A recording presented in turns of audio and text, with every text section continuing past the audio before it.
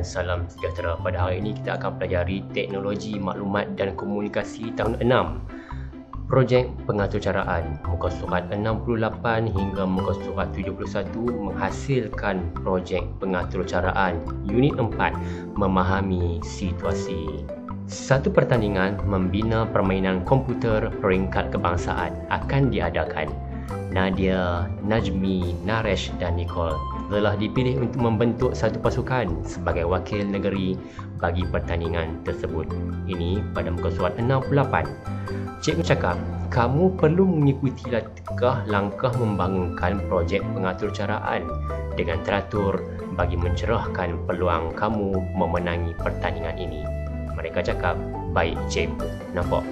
Kena ikut langkah-langkahnya dengan teratur untuk menang pertandingan ini. Okey. Nadia, Najmi, Naresh dan Nicole berbincang tentang langkah-langkah untuk membangunkan projek pengaturcaraan bersama-sama Cikgu Nathan dan Cikgu Nora. Jadi, seorang pelajar bertanya, "Cikgu, apakah langkah pertama yang perlu kita lakukan untuk membangunkan projek pengaturcaraan?" Cikgu jawab, kamu perlu memilih dan memahami situasi. Ini pada muka surat 69. Masih pada muka surat 69. Tadi Cikgu Nathan cakap, kamu perlu memilih dan memahami situasi. Jadi itulah benda pertama, langkah pertama yang perlu dilakukan, memahami situasinya. Pembangunan projek pengaturcaraan komputer melibatkan beberapa langkah, iaitu memahami situasi ini. Mereka bentuk atur cara yang ini, mengekod atur cara yang ini, menguji atur cara dan mendokumentasi, hasilkan dokumentasi. Inilah langkah-langkahnya yang kita sebutkan tadi itu, dan langkah mendokumentasi ini dilaksanakan sepanjang penghasilan projek pengaturcaraan. Okey, ini pada muka surat 69. 1, 2, 3, 4, 5 langkah. Okey. Pada muka surat 70, kita tengok langkah pertama, memahami situasi. Okey. Memahami situasi. Ini yang kita hendak pelajari pada hari ini. Nadia, Najmi, Naresh dan Nicole memulakan projek pengaturcaraan dengan memahami situasi bagi mengenal pasti masalah yang perlu diselesaikan. Mereka berbincang dengan Cikgu Nathan dan Cikgu Nora tentang situasi yang dipilih untuk projek pengaturcaraan mereka. Nampak? Mereka sedang memahami situasi itu, berbincang tentang situasi. Okey. Sekarang, Cikgu Nora, permainan apakah yang hendak kamu bina? Nadia kata, saya cadangkan permainan menyelamatkan rama-rama. Nicole tanya, berapakah objek yang kita perlukan dalam permainan ini? Naresh kata, saya cadangkan 2 objek, iaitu kucing dan rama-rama. Najmi pula dia bagi cadangan, kalau kita tambah 1 objek lagi, tentu lebih menarik. Saya cadangkan objek burung. Jadi ada 3 dah setakat ini. Cikgu Nathan kata, kamu perlu mengenal pasti beberapa aspek penting dalam memahami situasi. Okay. Jadi mereka hendak buat permainan menyelamatkan rama-rama, game menyelamatkan rama-rama. Jadi ada 3 objek, iaitu burung, kucing dan rama-rama. Okay. Muka surat 70. Soalan-soalan penting dalam memahami situasi. Peta pemikiran di sebelah menunjukkan beberapa aspek penting dalam memahami situasi. Kita nak faham situasi, kita kena buat peta pemikiran yang lebih kurang begini. Situasi, apakah situasi utama yang hendak ditunjukkan? Apakah maklumat tambahan yang diperlukan untuk situasi tersebut? Apakah gambaran keseluruhan situasi yang hendak ditunjukkan? Apakah maklumat yang sedia ada tentang situasi tersebut?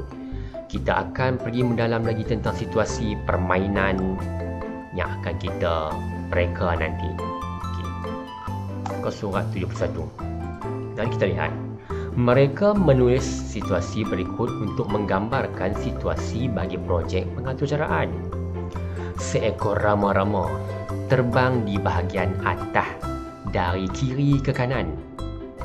Seekor burung terbang mengejar rama-rama tersebut dari belakang. Seekor kucing berusaha untuk menangkap rama-rama bagi menyelamatkannya daripada burung tersebut. Jika kucing tersebut dapat menangkap rama-rama, rama-rama akan dibawa turun dan dilepaskan oleh kucing. Rama-rama akan mengucapkan terima kasih setelah dilepaskan. Jika kucing tersentuh burung ketika melompat untuk menangkap rama-rama, bunyi akan dikeluarkan. Jadi kita contohkan begini. Okey. Rama-rama terbang daripada kiri ke kanan. Burung ni dia terbang dan mengejar rama-rama, nak tangkap rama-rama ni.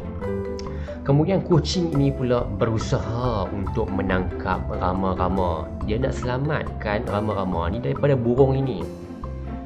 Jadi, jika kucing ni dia tangkap rama-rama, rama-rama ni akan dibawa ke bawah. Kemudian dia akan dilepaskan oleh kucing ini, dan rama-rama ini dia akan mengucapkan terima kasih setelah dilepaskan. Jika kucing ini tersentuh burung ketika melompat untuk menangkap rama-rama ini, bunyi akan dikeluarkan. Jadi kucing ini seboleh-bolehnya dia tak mau menyentuh burung ini. Okey, kalau tidak, bunyi akan dikeluarkan. Okey, ini contohnya. Okey. Peta pemikiran berikut menunjukkan soalan-soalan tentang permainan tersebut. Soalan-soalan tentang permainan menyelamatkan rama-rama. Ingat balik tadi, kita ada tentang soalan-soalan penting dalam memahami situasi. Jadi sekarang kita ada soalan-soalan penting dalam permainan menyelamatkan rama-rama. Okey, kita tengok. Permainan menyelamatkan rama-rama. Apakah yang akan berlaku apabila rama-rama sampai ke sempadan paparan? Kita tengok. Rama-rama ni kalau dia terbang, dia sampai ke sempadan paparan ni, apa yang akan berlaku? Nah, yang tu kita kena fikir. Kita nak buat game. Kita nak mencipta game. Kita nak buat permainan. Kita kena fikirkan apa yang akan berlaku selepas rama-rama sampai di sini. Jadi kita akan keluarkan balik rama-rama sini. Terbang lagi. Burung tu kejar dia lagi. Sampai sini, dia keluar lagi kat sini belah kiri. Sampai kanan, dia keluar lagi belah kiri. Kita akan buat begitu. Okey. Berapakah jumlah objek yang digunakan? Rama-rama 1, burung 2 dan kucing 3. Ada 3 objek yang kita akan gunakan. Apakah yang akan terjadi apabila kucing menyentuh rama-rama? Macam tadi kita kata, kalau kucing tu, kalau dia menyentuh rama-rama, dia akan bawa rama-rama ni ke bawah. Kemudian dia akan lepaskan rama-rama itu, dan rama-rama akan mengucapkan terima kasih. Bagaimanakah cara rama-rama bergerak? Bagaimana? Dia akan terbang. Kepak dia akan mengepak-ngepak. Kemudian dia akan terbang daripada kiri ke kanan. Okey. Apakah yang akan terjadi apabila kucing menyentuh burung? Apabila kucing menyentuh burung, maka dia akan mengeluarkan bunyi, ataupun kita akan tolak markah, ataupun kita akan tolak nyawa. Itu semua kita kena fikirkan soalan-soalan ini untuk kita mencipta atur cara ataupun kita mencipta game kita nanti. Bagaimanakah cara burung bergerak? Sama juga, kepaknya akan mengepak-ngepak daripada kiri ke kanan. Dia mengejar rama-rama yang sedang bergerak. Ke arah manakah pergerakan burung dan rama-rama? Kita sudah tahu tadi, dia akan bergerak daripada kiri ke kanan. Bagaimanakah markah dikira? Kita akan kira, contohnya kita akan letakkan nyawa kucing 10. Okey. Kemudian kita, kalau dia tangkap rama-rama, dia akan tambah markah. Itu contohnya. Okey. Nyawa dan juga markah.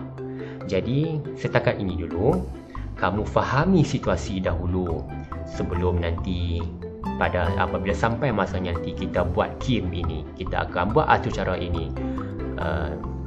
dengan menggunakan aplikasi Scratch. Sekian. Sebelum itu, kamu jangan lupa siapkan tugasan Google Form cikgu. Sekian, terima kasih.